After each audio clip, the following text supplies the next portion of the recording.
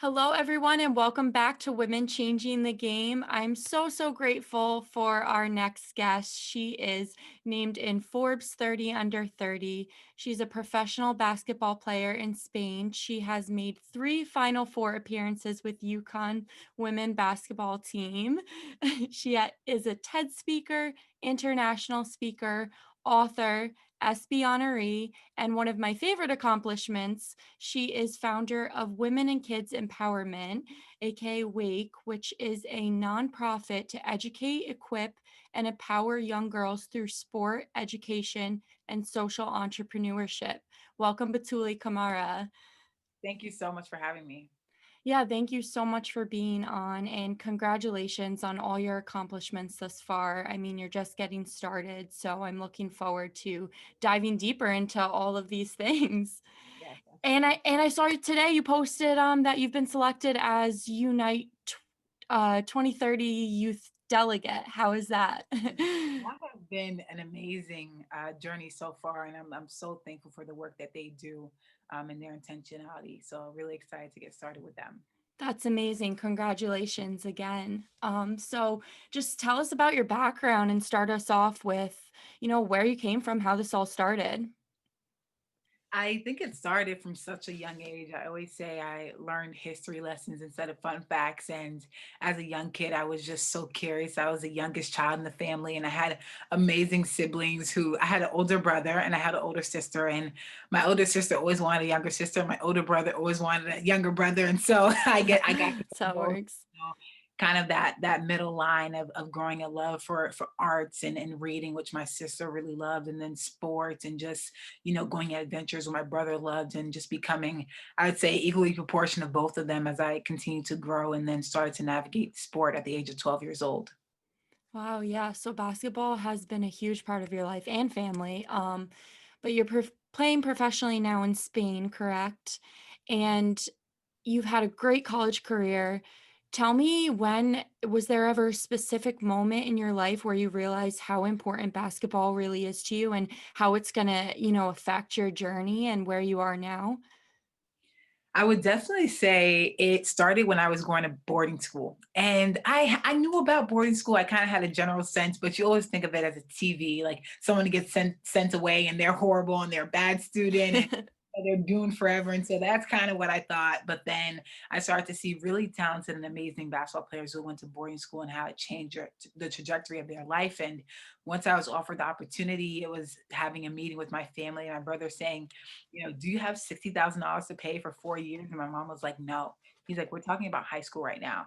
And that's when it really kind of dawned on me how important sport was, as I, had a scholarship to go. And at such a young age, I was 14 years old, and it felt like my life was changing right before my eyes. And just having to sit down with that conversation with my family and have that conversation, and then choose a school and say this is the best fit. And it felt like such a family thing to then do that again years later and again, now my professional career. But I would say that was definitely a life-changing moment for me.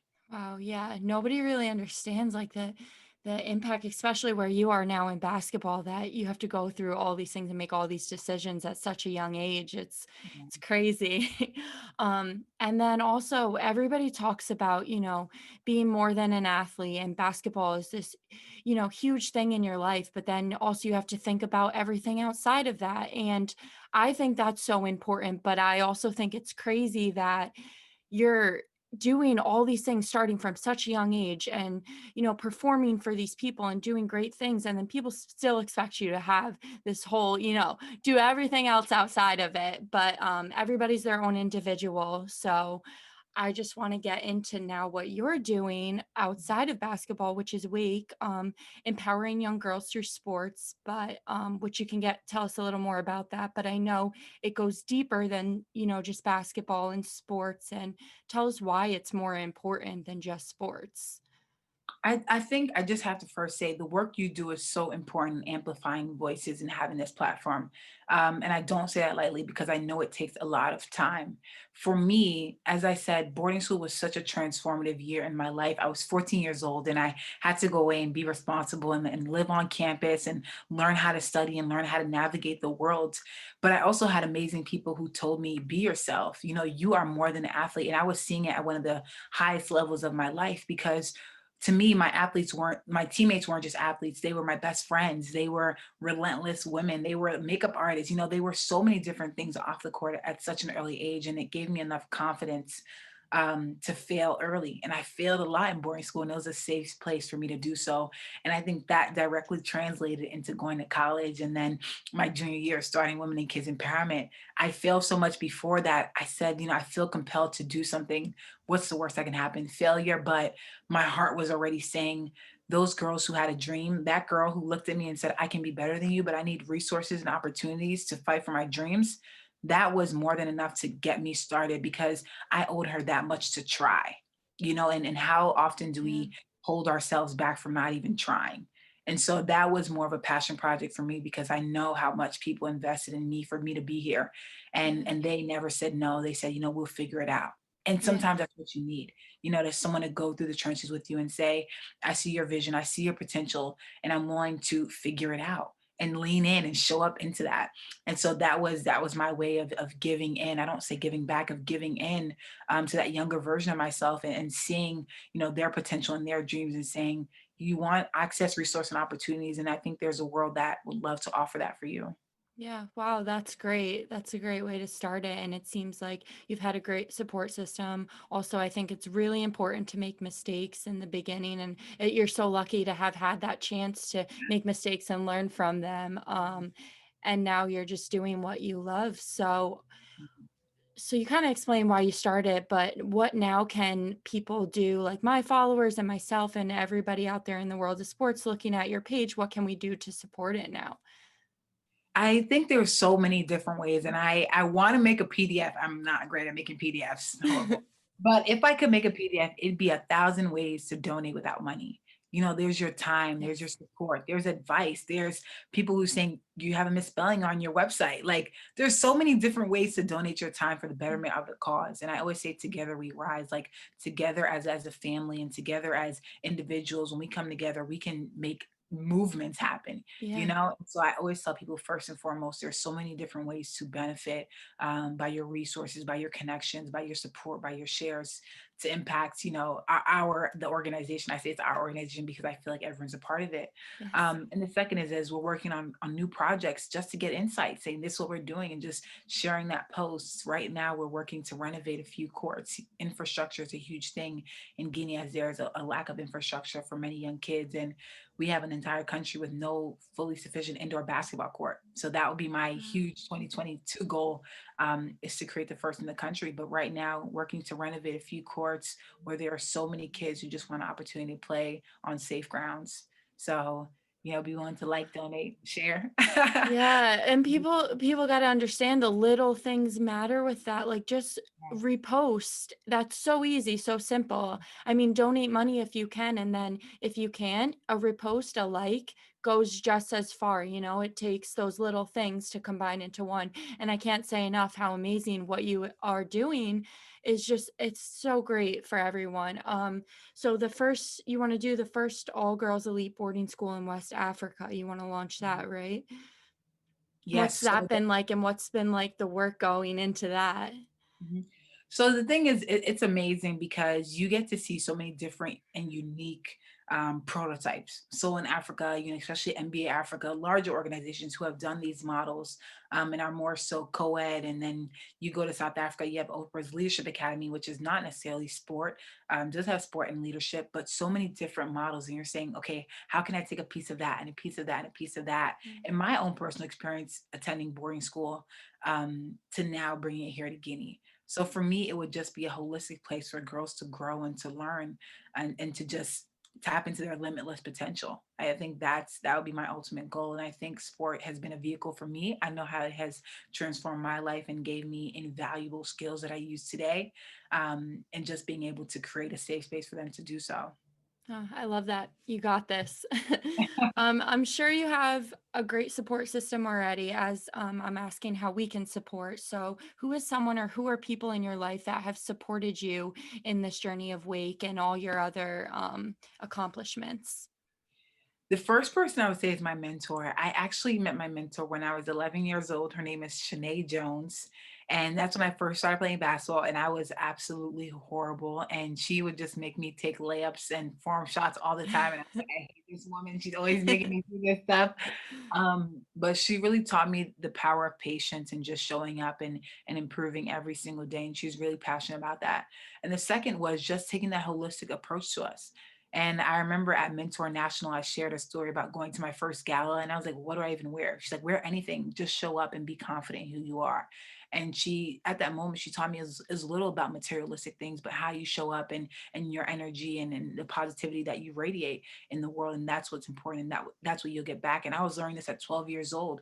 So Wow. again, places where I was able to safely fail and to show up as myself, not always confidently, but definitely as myself. And you kind of grow into that as you're like, I'm not going to change. You know, I accept it now. Um, but she was an amazing, amazing, amazing. She still is my mentor today, and everyone who knows me knows her. And it has been a beautiful and organic relationship of just constant support and love. And the second, I would say, of who inspires me is everyday people again, like you, who just say, I'm going to do this. This is important to me.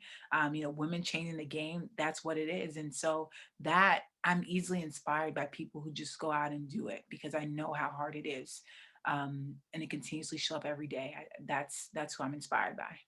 Yeah, same here. We're so inspired by you and all the other pages and platforms and, that are reaching for the same goal or not even the same goal, but just putting themselves out there, like you said, and just going for it. Um, so I was also going to ask who are at least two people that you look up to, but I guess you kind of said that in your mentor. But are there other people that you look up to in the sports world or just in a world in general? Because with women changing the game, we want to make it a place where young women who don't have somebody to look up to, maybe they can find somebody on this platform to look up to and maybe connect with or reach out to or just see them as motivation. So, are there other people in your life that you have looked up to from the beginning or just now? Yeah. So I would first say go back to my mom. She's amazing, my mentor. And again, just everyday women who show up. And then from Yes. there, athletes. I have absolutely always loved Maya more. I think she lives authentically. And I loved her as a player. And once I met her, I loved her even more as a person. And to see the work that she has done this year and over the past years at the peak of her career has been incredible to see the changes that she's made throughout the world, and to say she can still come back to the game. I'm hopeful. I'm hopeful. I'm like, she can still, like Jordan, she can come back anytime, just come back. So definitely I would first say, Maya Moore. And the second, between Ibtihaj and Bill Keys, who are just Muslim women in the game who have just impacted my life and took me under their wing, which has been absolutely incredible. And just a quick story about Keys is, wanting to play basketball and doing the FIBA hijab ban and fighting to lift that, and the work that she has done all over the world for Muslim girls and Ibtihaj have been absolutely incredible, and two women that I lean heavily on. Wow, you have some great people to look up to and a great support system. That is awesome. So, I want to get a little bit into your book as well, A Basketball Game on Wake Street, because like you said, you have these people to look up to. And I feel like this children's book is important for younger kids to, have somebody to look up to. You writing the book and then the characters in the book. So, tell us a little bit about that book. A basketball game on Wake Street is definitely a piece of my heart, and it's about a group of diverse and dynamic young girls with unique ability coming together for a basketball game. And to me, that was a microcosm of the world that I live in. I think sport is a microcosm of society. And I don't think that was being necessarily reflected in news and media, because these are the amazing women that I was playing against and that who I was inspired by all over the world. And so that book was inspired deeply by my travel, by the world that I want to live in, and just having a chance for kids to pique their curiosity early. And the best thing that I would say is when kids get the book and they say, I see myself. And I think deep down, we all want to be able to pick up something and say, I see myself. and how important it is to amplify voices who may not have the opportunity to be heard. Wow, I love that. Yeah, so that kind of shows that how it is inspiring for kids to just read a children's book and realize, there's so much more deeper meaning to basketball. Right. And, if they realize that at a younger age, that's great. So, I also want to ask you, what is one thing that, which this kind of goes with being younger and having inspiration, what is one thing that you wish you knew, or wish you could tell your younger self just from the beginning? I go back to that gala moment where I was just so awkward, God, and uncomfortable, in. And I would say it's gonna be okay, it'll all make sense soon, but just show up. Because I think there were so many times where, you think you're not good enough, you're not this, Mhm. you're not that, and you're like, well, how do you even know? And I just can replay that moment in my head so many times of the self-sabotage at such a young age. And I got to a point where it was like, who said you couldn't? So the first line in my book says, "You have everything you need to win. Just do it." And I think we have more inside of ourselves than we know. And once you start to tap into your strengths, you're able to, work on your weaknesses, but also make change and take action where it needs to be taken. And I think that's the first step. I don't think people need to be empowered. I think they are empowered. I think they need to be ignited to make the changes that they see necessary. So I always tell young kids and girls all over the world, you have everything you need to win, and start from that place of strength and everything will come. Wow, great message, really, and great advice. Can you just give us, places where we can follow you and places where we can follow Week and keep up with everything that you're doing? Yes, absolutely. Well, first of all, since on Instagram, I guess, we don't have TikTok. I always say TikTok, and my sister's like, stop saying that. We don't. But first, follow us on Instagram at Tooly, Toolyyy. You probably work some media magic and throw it on there. And then Wake, and we're also on Instagram. We're on LinkedIn. Um, yeah, and feel free if you ever want to DM me and reach out and email me. I'm super open to that, and um, we're going to be available. So yeah, That's great. Yeah. And you're so open to coming on the podcast and sharing, yourself with me and connecting with me. So I'm really grateful for that. And I'm sure a lot of younger women out there will be as grateful as I am for that.